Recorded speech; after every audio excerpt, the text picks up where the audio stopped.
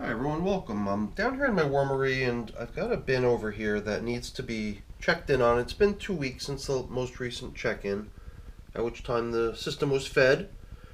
After 2 weeks, I think it's due for a check-in. I think the feeding was pretty generous from the bedding perspective, maybe not so generous from the food perspective, at least if you're planning to be away from your bin for 2 weeks. So I don't expect many leftovers, but who knows, you could be surprised sometimes when you check in on your bins. What I've got set up for these little guys as far as a feeding goes is a whole bunch of cauliflower. There's stem, there's leaves, pretty much all the parts of the cauliflower that isn't used for human dishes, and there's a day's worth of coffee there as well. So I'm going to get on a glove and we're going to get to work. Somehow nowadays 2 weeks interval between feedings is not uncommon. I mean I've got a number of yellow buckets where the 2 week interval is a planned and set schedule that we've kept to for some time. But in my normal bins, feedings are not dictated by any sort of a schedule. It's usually a gut feeling on, how much I think they're going to need a check-in after, gauging their capability and revisiting how much time has passed since their last feeding, the amount of food they were given in the last feeding, or sometimes it's even a question of how urgently do I need to make space in my kitchen and get rid of compostable materials, and that's what's been driving me past couple days. A desire to free up some space in my freezer because I feel like I've managed to collect so many goodies for the worms that I've kind of run out of storage space. Actually, what we've taken out of the freezer today, all that cauliflower, did just sort of bring me right back to the ad capacity. So I have alleviated my overcapacity problem. It's just I'm doing something here. I guess I've sort of just recently adopted the practice of doing, and it always seemed to me like the worms managed to kick a bunch of little bits and pieces of stuff out to the surface. Sometimes that stuff is just ignored by the worms because it might be a little bit drier than the material that's right below the surface. So I like to get that drier, uncomposted, chunky material out of the way, and then I start to really get a sense that I'm looking at what the bin's really made out of. There's also, like over here, I think it somehow seems like lots of just freshly deposited castings. So sometimes maybe if you go just a little bit deeper, you'll be faced with not that top layer of just lots of deposited castings. Maybe you'll reach a lower level where there's many more leftover bits of bedding or something. But here in a system that's 157 days old now, let's take a look at some of the stats. Just in terms of what we should expect in here. 157-day-old system, yeah, I mean, pretty mature. 11 feedings so far. I guess those broad spans of time between feedings is why we've only had 11 feedings in here so far.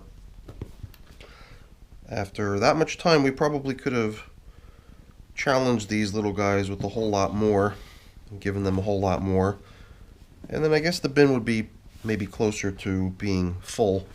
So I don't mind. I like maintaining a somewhat slower pace, a less aggressive attempt at making many castings, and kind of spreading out my composting over multiple systems so that each system can kind of move along at a comfortable pace for me, I guess. So I'm just doing sort of a general look through the system. I have certain systems where I have special feeding patterns. I've paired up certain systems. I've got some systems that are in unusual containers like the buckets or on set feeding schedules with that 2-week span between feedings in the yellow bucket. So this bin I don't think really has much going for it in terms of setting itself apart from the crowd. Other than the fact that the worms originated from my compost barrel, which I think is a somewhat interesting tidbit of info. These stems of leaves, a lot of times for me that's one of my telltales that I'm approaching the point where the castings are what I would consider to be more or less done. Those tougher little stick parts of the leaves are very close to being broken down, although you can still see some floating around. If they're as far as they are now, you see only a couple, and the ones you see are very fragile and thin, then to me that's oftentimes an indicator that I'm either at or close to the point where I might want to start considering the harvest of the material in the system. And I think just a general look through the system reveals kind of the same thing, you know, if you try to draw a conclusion on what to do next after you've examined the contents of your bin. Here I'm just seeing lots and lots of really nice castings. Here and there you see an object floating around. It's like, here you go, is the shell of a peanut. Something you're not going to wait for, something that's just going to have to get screened out of the material at some point. Or if you're not too picky about what's in your material, just leave it. It'll decompose over time. But if what you're really after is some really fine castings, then that sort of stuff can easily be screened out, and you don't have to wait until the end of time for something like that to break down while all the rest of the bin is just sitting there with beautiful castings and a whole bunch of anxious worms that are ready to be relocated into a new home and do some real damage somewhere else rather than just sitting around in their poop like they're doing here. It does feel like this bin is almost at that point where we could probably start considering migrating the worms out of the stuff, but you know, I've got capacity in here remaining, and I don't know, I don't have a dire need for the castings either, so I'm always trying to like really use information to help me decide if it's time to make the next move. And here, I don't know, maybe we just keep going. Look at this, all these worms down in the feeding area. And I only upturned half of it. We're going to have to upturn the other half in a moment.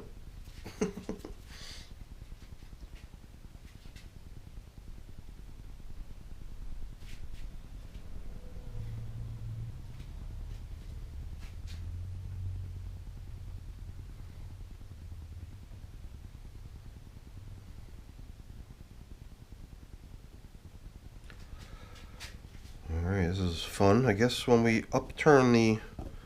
I didn't see any leftovers other than maybe what appears to be a scrap of paper, like a little bit of bedding or something. What do we have? This is the stuff we pushed aside over here. Let's try not to cover that up too much, so we could try to recycle that when we rebuild the feeding area. Use it as bedding.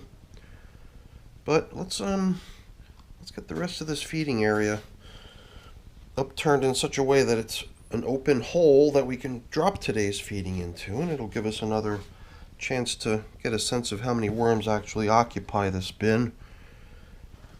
There's always the number that you sort of estimate your starting point at. This is cantaloupe rind. So yeah, there's always that number that you start with, and then there's that number that you believe you have later on after the worms have had a chance to get settled in and start multiplying and have their offspring grow to a decent size that they're all over the place. So here I think we're probably in excess of the estimated worm count that we think we started with in here. At least that's my gut feeling.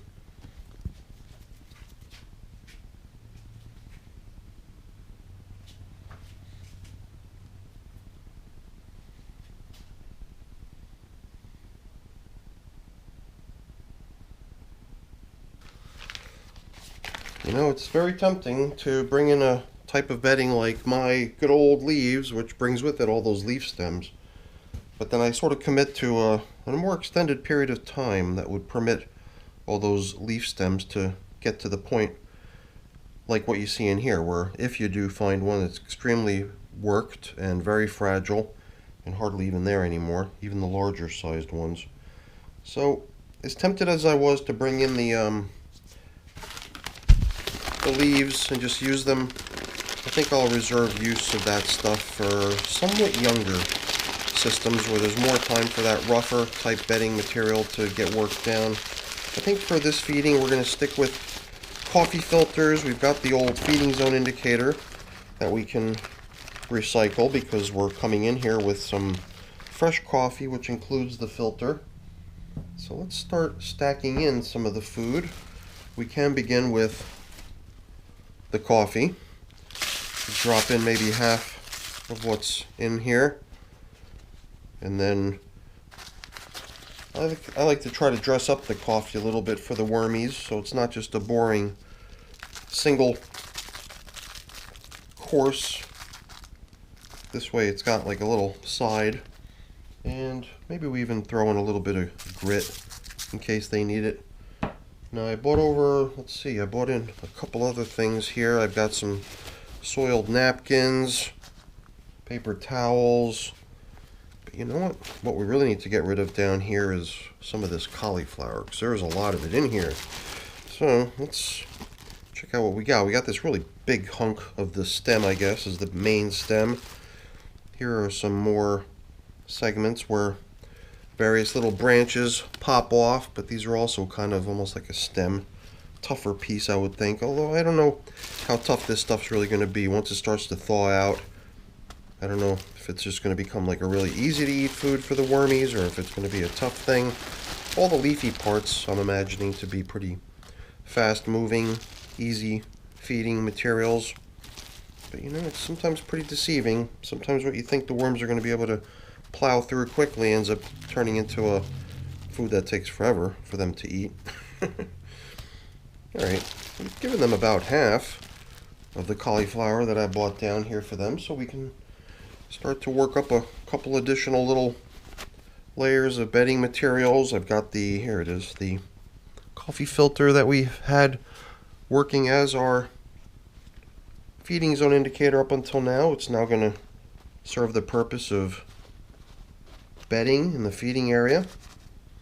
And once again, a little bit more worm chow, a little bit more coffee. I'm pretty sure this is kind of the way we arranged the feeding last time too. We had varieties of different types of bedding materials, papers, mostly I believe, layered in with, there too, I think there was coffee, I think there was worm chow, and I think it might have been some other sort of a vegetable, not cauliflower. It may have been, who knows, perhaps it was, perhaps it was the peels of cucumbers, I think. I don't know. I vaguely remember something like that. Rings a bell. I just scrubbed through the video from the last check-in really quickly just to see if there was anything about it that stood out as noteworthy or unusual. It just seemed to me like it was a good size feeding. So for us to come in here 2 weeks later, it was not unexpected to see virtually no leftovers, just little pieces of scraps of paper and stuff. So they really did a number on their last feeding. Quite a capable bin. My guess is that it's probably somewhat more heavily populated system than what we've got estimated in the tracking spreadsheet that I manage. And it was a tricky population to estimate because it was 3 haul outs of worms separated from their castings using light separations, and then 2 other opportunities that followed when we actually took all the castings themselves and left time for sort of a cocoon nursery to play out there. So then we also retrieved babies from castings that had been sitting around for some time from that same batch. So it was really 5 haul outs of wormies from various locations, all stemming back to the compost barrel, which I had to repair and refit, which is why I ended up harvesting the material that had been in it. Otherwise it would have just kept on going. It had been going for years. Yeah, that's the stem of a banana, pretty heavily worked. I just figured I'd kind of examine this material as I return it to cover up our feeding area. A lot of it was pulled straight out of the middle, out of the feeding area, so it would be little bits of leftover bedding and food stuff, I guess, that came out with the stuff that we pulled out. So I'm figuring if I spot any of it, I could just nab it and put it central to the feeding area. Just keep it right where all the action's going to be, down the middle where all the wormies are going to come in for all that yummy cauliflower, all that yummy coffee, yummy worm chow, even getting some grit in there. And I think as far as moisture goes, man, the moisture in this system seems pretty much perfect. I've got to say, it's dialed in just right. So I wondered about the cauliflower maybe being not very rich in moisture content. I wondered if, you know, the system could tend to go in the direction of becoming maybe a little too dry. And at this point, I have absolutely no concern of that happening. I think things in here are perfect. It's been getting pretty humid too. So as opposed to wintertime when things are super dry in my house, including down here in my wormery, my bins tend to dry very quickly. But now in the summertime, I think moisture levels are great. So having coverings like these pieces of paper always seems to work quite well in the summer. Anything more could end up with materials that start to get maybe too clumpy and muddy, just become a big pain in the neck in the long run. But I think as far as these guys go, we're done. We've now fed our 157-day-old bin of what I believe to be red wigglers, worms that came from my compost barrel.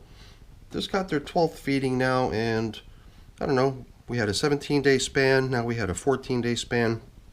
I could see us coming back in here possibly in less time, in which case we might find some leftovers, but we'll see how it plays out. With this much food, we could even leave them go another 3 weeks if we had to, but whatever, we'll play it by ear and we'll see what we end up with. But that's it for the video today, everyone. Hopefully you enjoyed it. If you did, as always, please don't forget to leave me a quick thumbs up before you go. And if you haven't done so already, please also consider subscribing to the channel. Alright, everyone, have a great day. Thanks for watching. Bye-bye.